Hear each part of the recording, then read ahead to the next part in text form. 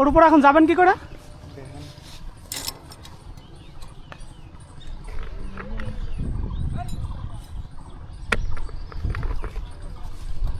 এখানে একটা হুক লাগানো আছে কিন্তু, খুলে দিব।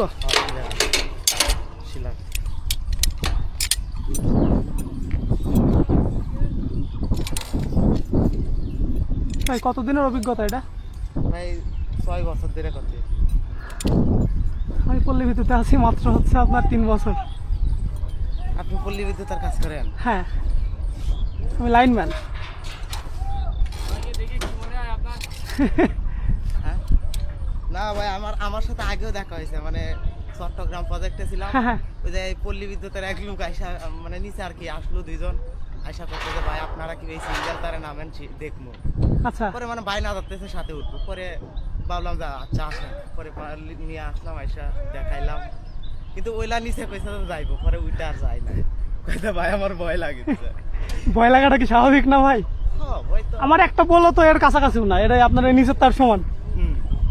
বটমের সময় আপনার কাজ না থাকলে চলে আসেন, আমার ভয় লাগতেছে, আমি নিজে নামে যাবো। আপনার ইয়েতে বেঁধে গেছে ওখানে।